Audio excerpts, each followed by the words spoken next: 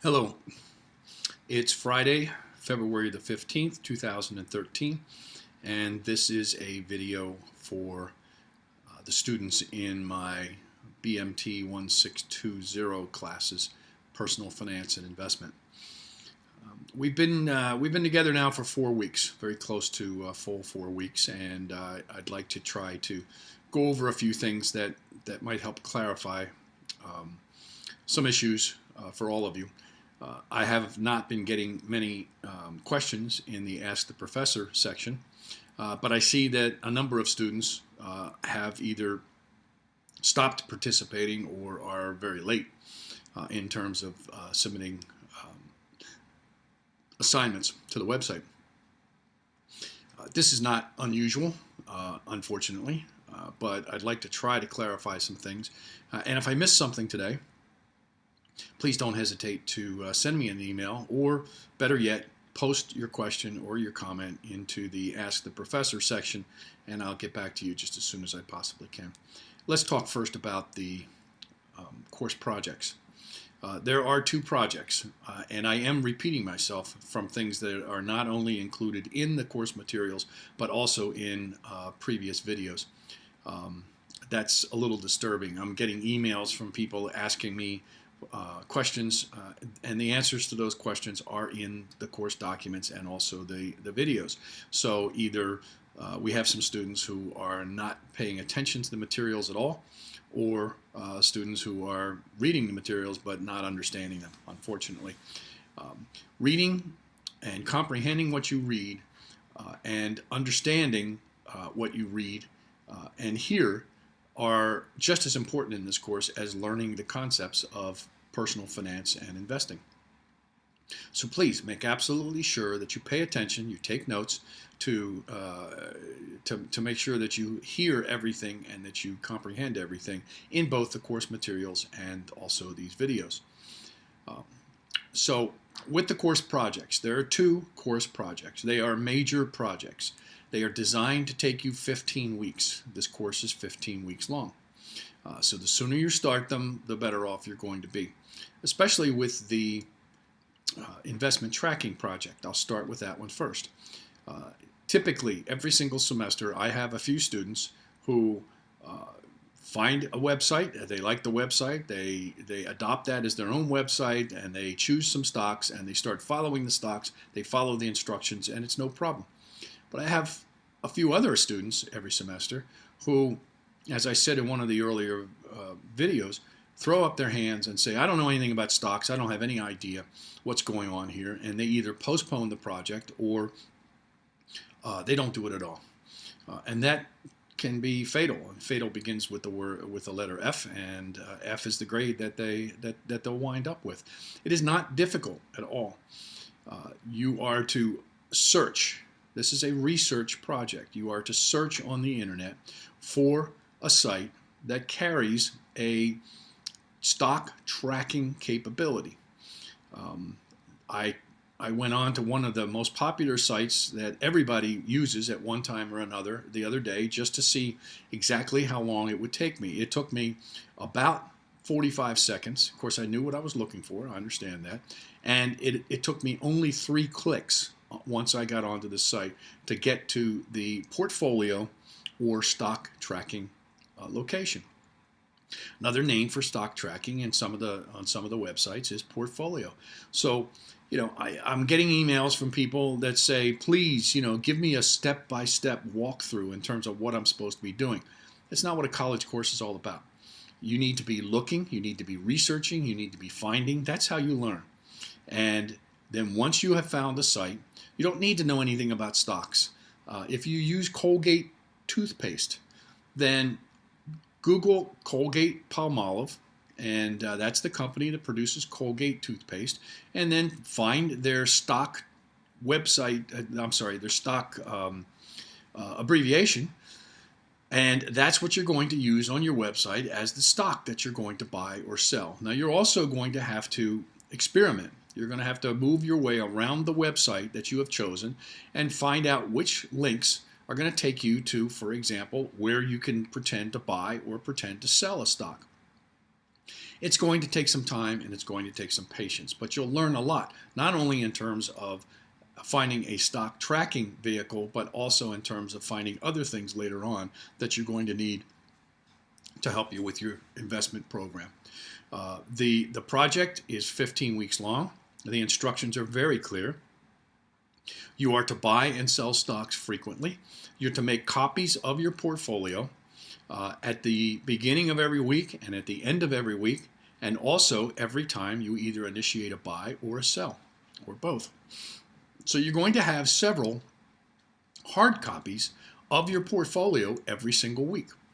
At the end of the semester, which is when this project will be submitted, you don't have to put anything on the Blackboard site for this project. At the end of the semester, you'll submit all of these copies in chronological order, and on the front, you'll write a brief paragraph or two explaining exactly how you went about it and what you learned. I will not, let me repeat that, I will not accept an Excel spreadsheet tracking of any of your stocks. That's not what this project is about. The purpose of this project is for you to learn how to track your stocks on a real-time, internet-based stock tracking platform. It's not difficult.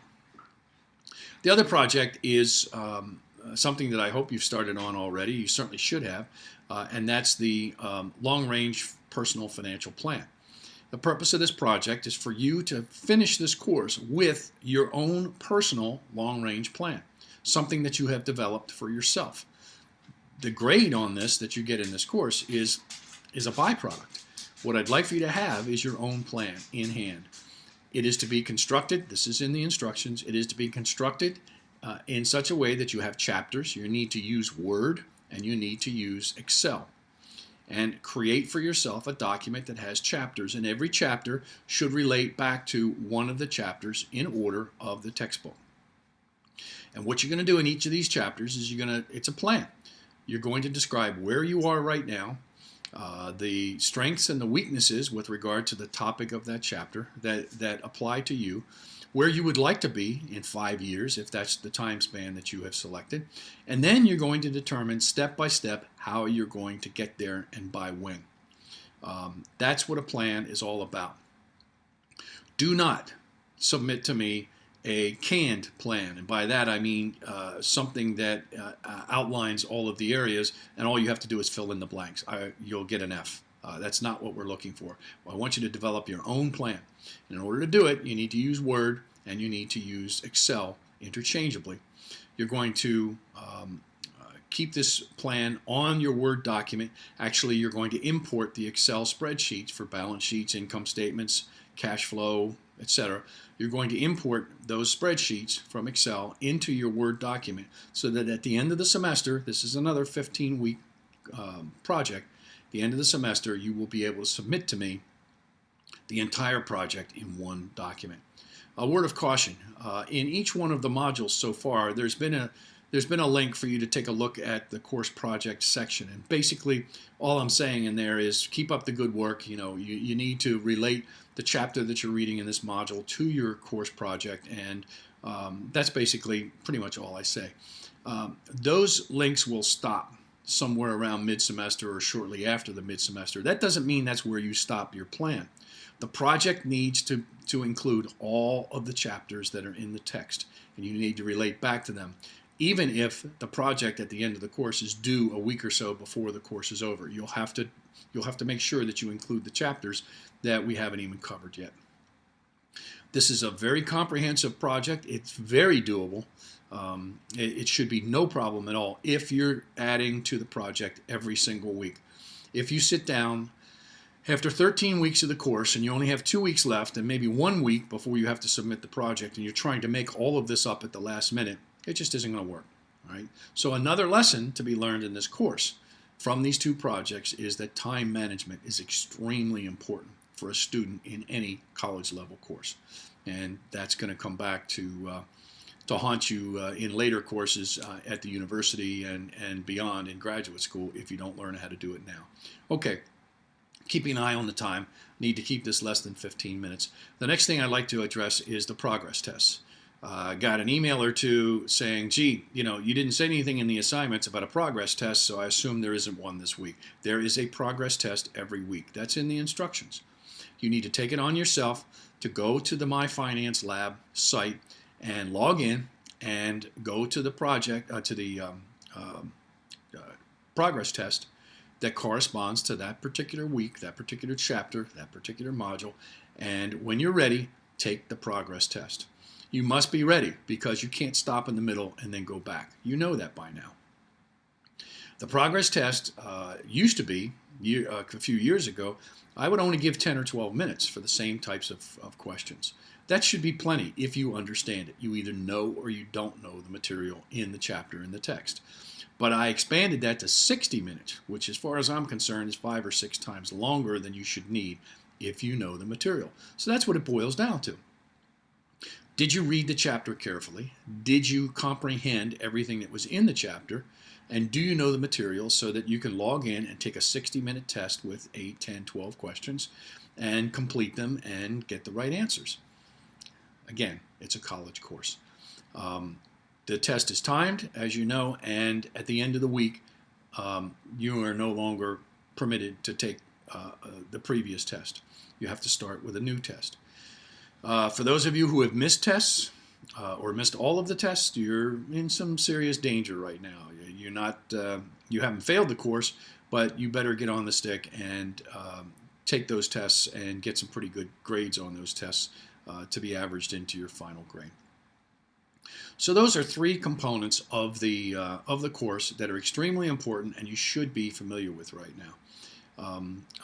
By the way, as far as the progress tests are concerned, I have noticed that there are some people in the classes who have not even registered for the My Finance Lab. You cannot pass this course if you don't take any of the progress tests. If you take the progress tests and you have some trouble with them, then we've got some room to work with. But if you don't take them every single week and record a score, then you have some serious problems. Let's talk about the contributions to the cafe. I've noticed that there are some people who have waited until the last minute. There are others who have not even posted the initial response to the assignments by Wednesday night when they're due. This is a problem, and it's going to come back and haunt you as far as the grade is concerned. Again, time management is extremely important. You must read the chapters. As a matter of fact, if you can set Monday as a holiday, it's President's Day. If you could get a chapter ahead on Monday, the holiday, so that you're always 1 week ahead as far as your reading is concerned, this is an amazing advantage for you to be able to post things when they're due. The initial post, the initial response to the assignment that is posted in the module is due by Wednesday night. The second post that you're responsible for, and that's a response to another student's initial post, is due sometime between Wednesday and Sunday. And the third post, which is a summary, which has a separate section in the cafe for it, the summary has to be posted by Sunday night before the module expires. And back on the progress test, the deadline for the progress test is Sunday night. I have noticed, by the way, that we have a number of students who are trying to take the progress test at 11 p.m., 11:30 p.m. on Sunday night. If that's what you want to do, that's fine. But if you have a problem with the test, there's no going back. You can't contact me and say, would you please reload the test for a retake because I had a problem. Whereas I would be willing to consider that if you encounter a problem earlier in the week. So that's the basic course. You have 2 projects, each of which is due at the end of the semester. You'll get instructions for how to submit them along about the 13th week of the course. You have progress tests that you need to take, and you have posts that you need to make in the cafe. Please go back and be sure that you've read all of the materials and that you understand these things, and send me a question in the Ask the Professor if you don't. Thank you, and have a good holiday weekend.